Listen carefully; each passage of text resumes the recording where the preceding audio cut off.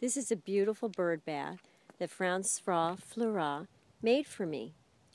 Francois is a brass worker, and he also works with bronze. And he made this beautiful, beautiful bird bath for me. And I love it. So come with me as we enjoy the beauty of Blueskye. This is a little pathway that we're putting in. I've picked out the stones, and I'll be setting them next weekend to make a very natural path in the dirt. So you can go from the water to the cottage. Beyond this fence is the garden, and this is where it all began.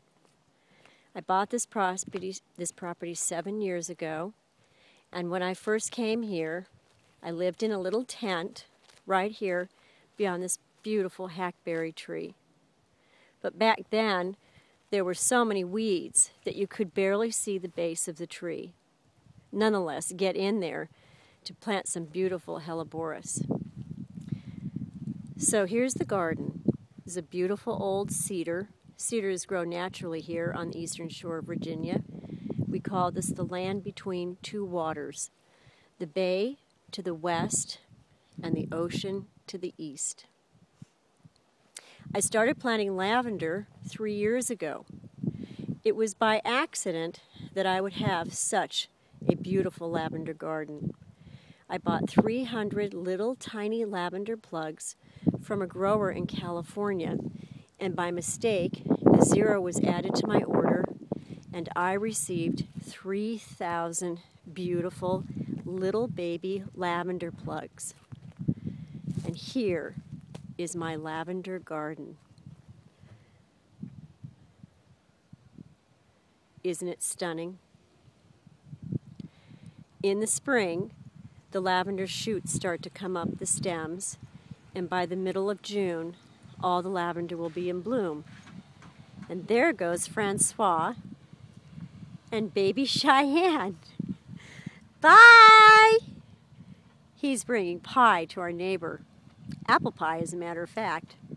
So I'm going to climb this fence. I'm going to take you into the lavender garden so that you, well, we call it a field actually, can see the beautiful birdhouse that Francois made for me to go in my beautiful, beautiful lavender garden. Here are the lavender shrubs. Aren't they gorgeous? It's about 1 acre of lavender. This is a crabapple tree that I planted 3 years ago. And crabapples do so well here. Now the reason the lavender grew so well and in such abundance was because, as you can see, we have very, very sandy soil. These are seashells. And we have a lot of wind here, so the roots of the plants stay very dry. This is Grosso. It's a lovely lavender. I call it the workhorse of lavenders. So here's the beautiful birdhouse that Francois made for me in this gorgeous color. I love it. It looks like a little Kubota. It's so cute. And then here's are the fields. That's the northeast part of the property. And over there, if you looked really close, you'd see the ocean. These are my neighbors over here. And there are my other neighbors, Walter and Beth. That's where Francois is bringing that beautiful apple pie. So let's go back. Let's take a look at what else is going on at Blueskye. Well, let me show you the buds in bloom on this crabapple. See? Next week we'll have flowers. Delicate white little flowers with a little pink dotted center. Here we go. Here's my bench. I like to sit here and just look at the lavender in bloom. See, these buds are a little bit tighter. This is a crabapple tree too. But the daffodils came into bloom the last couple of weeks. We have hydrangeas and all different types of lavender. We have about 6 different types of lavender. This is a birdhouse. We actually have some inhabitants. We have some sparrows in there. This is a lovely sort of rose shrub. It has white roses. More daffodils. Here's a baby cedar, volunteer cedar coming up. Hydrangeas. There's the beautiful hackberry. It'll be in bloom in about 4 weeks. It's one of the last trees to come into bloom. Here's some Japanese cedars over here. I planted these about 3 years ago. More daffodils. And here are our flags representing the French and the Americans. We think it's kind of funny. And here is the beautiful fence that will have roses all along it and the arbor. And as you can see, it's budding too. Lovely. Here's the field again and our dirt road.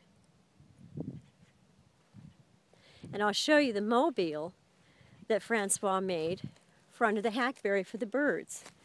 Oh, here. These are some really lovely roses all along the fence here. That's the cottage. That's actually where we live. I'm going to take you over to the other little birdhouse that Francois made. And here are the daffodils that came into bloom just this last week. We have some lovely daffodils over here too. Now this is going to be a flowering cherry tree. As you can see, the buds are still pretty tight. And here's the lovely little birdhouse. Very, very sweet. And then here is the cottage. And this is where we live and sleep. There's a boathouse on the end of the property near the water. And here's the bird bath. We have beautiful birds that come in the morning, and they like to swim in the bird bath and get a little fresh water. But here, come with me. Come see the mobile underneath the hackberry. Now in the morning, we'll have lots of American goldfinches. And Francois made these lovely, very, very pretty hooks. And the mobile spins, and as the birds are attracted to the wonderful seed, we have thistle in here, the mobile will spin and all the birds will collect here, all underneath the hackberry. And it's really fun to watch. I don't know if you can see the beautiful hooks. Let's see if I can get, there we are. Ooh, isn't that beautiful against the sunset? Yeah, that's lovely. Okay. All right, well, I guess I'll sign off now. I hope you've enjoyed the little tour, and I'll see you again soon.